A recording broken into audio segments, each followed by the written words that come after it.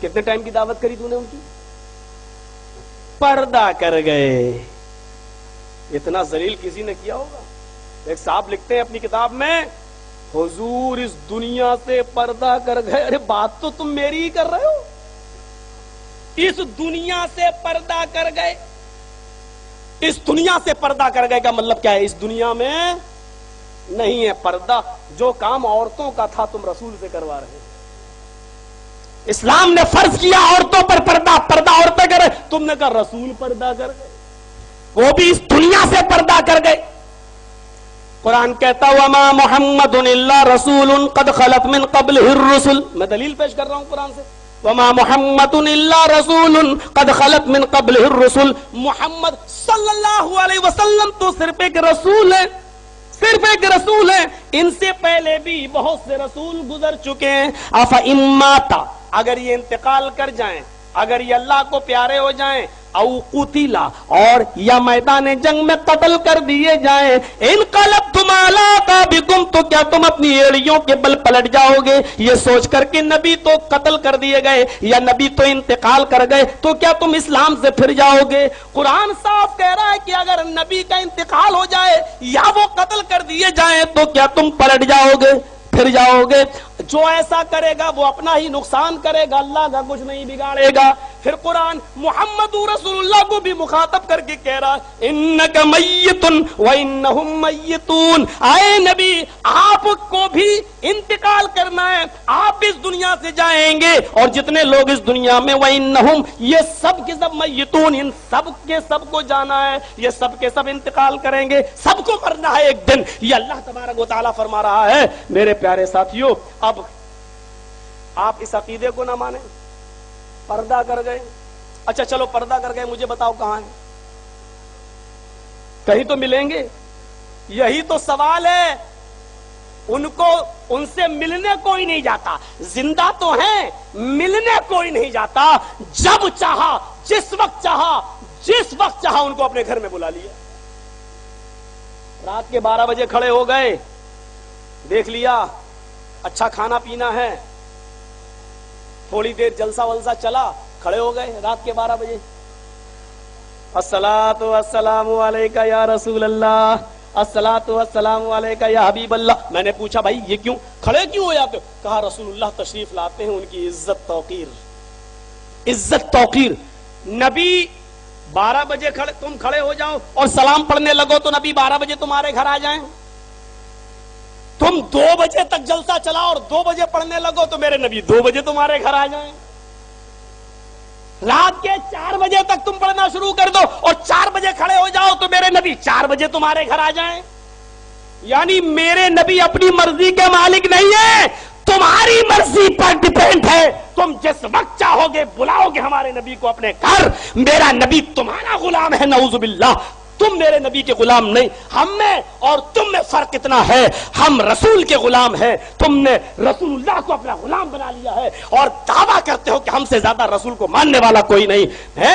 میرے بھائیوں، اگر رسول اللہ زندہ ہے تو تم کو جانا چاہیے رسول اللہ سے ملاقات کرنے کے لیے. رسول اللہ کو اپنے گھر نہیں بلانا چاہیے، اس لیے کہ انسان خود چل کر جاتا ہے باعزت انسان کے پاس. ایک مسجد میں ہمارے اٹاوا میں تو ہم جہاں چاہیں وہاں نماز پڑھ سکتے ہیں، کوئی کچھ نہیں کرتا.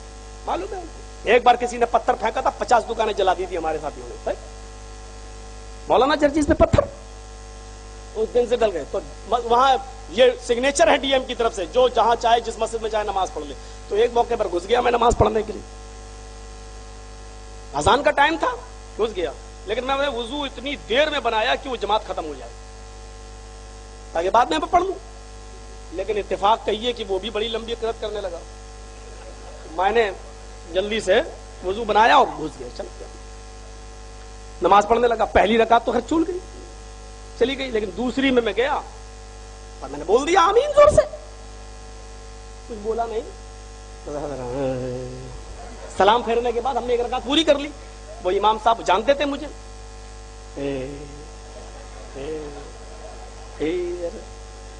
ہم نے کہا امام صاحب آپ کیوں ہنس رہے ہو؟ بولا تم لوگ تو نماز پڑھتے نہیں ہو میرے پیچھے. میں نے کبھی دوہراؤں گا یار. بولے کیوں؟ میں نے کہا ہو رہی تھی تو پڑھ لیا. اب الگ پڑھتا تو وہ بھی اچھا نہیں تھا. ہم انتشار نہیں چاہتے ہیں، ابھی میں دوہرا لوں گا. کہ جب दोहराना ही था तो पढ़ी क्यों? मैंने कहा फितने से बचने के लिए, ये भी एक जरूरी है। तो कहने लगा चलो आप आ तो गए हो, हमने कहा आपने बुलाया था इसलिए आए, हम अपनी मर्जी से जुड़ गए। हमने कहा बुलाया? मैंने कहा पूछो मौज़िन हय्या अला सलाह का, आओ नमाज के लिए। अज़ान सुनी हम चले आए। मैंने कहा लेकिन एक चीज तुमने, 3 चीजें हमसे पूछी, हमने कुछ कहा नहीं। मैंने कहा एक चीज मौलाना साहब आप भी बता दीजिए। बोले क्यों? हमने कहा आपके मुअज्जिन ने अजान से पहले अस्सलातु वस्सलामु अलैका या रसूल अल्लाह पढ़ाता, या हबीब अल्लाह पढ़ाता, वो क्यों? कहा तुम नहीं समझोगे। हमने कहा तो समझाओ ना। कहने लगा कि रसूलुल्लाह तशरीफ लाते हैं, वो हमारी मस्जिदों में आते, तुम्हारी मस्जिदों में नहीं। मैंने कहा अपनी बात पर अटल रहना अगर तुम एक बाप की औलाद हो। बोला क्या? अटल हूं। मैंने कहा अजान दी गई, सलाम पढ़ा गया, कहा? हमने कहा नबी तशरीफ लाए। बोला हाँ। हमने कहा नबी ने नमाज पढ़ी या नहीं पढ़ी?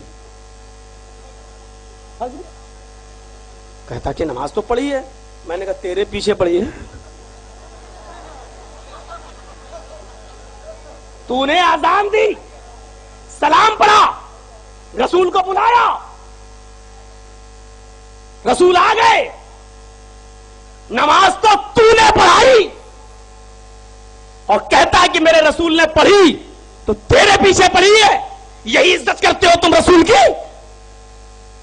मैंने तो नहीं देखा अल्लाह के रसूल मस्जिद में आए, और जब तुमने देखा आए तो कम से कम इतना ही कह देते आइए या रसूल अल्लाह, आप आगे चलिए, हम खुश नसीब हैं। ये वहाबियों को कहां नसीब होगा? आप आइए और नमाज पढ़ाइए, हम आपके पीछे नमाज पढ़ना चाहते हैं।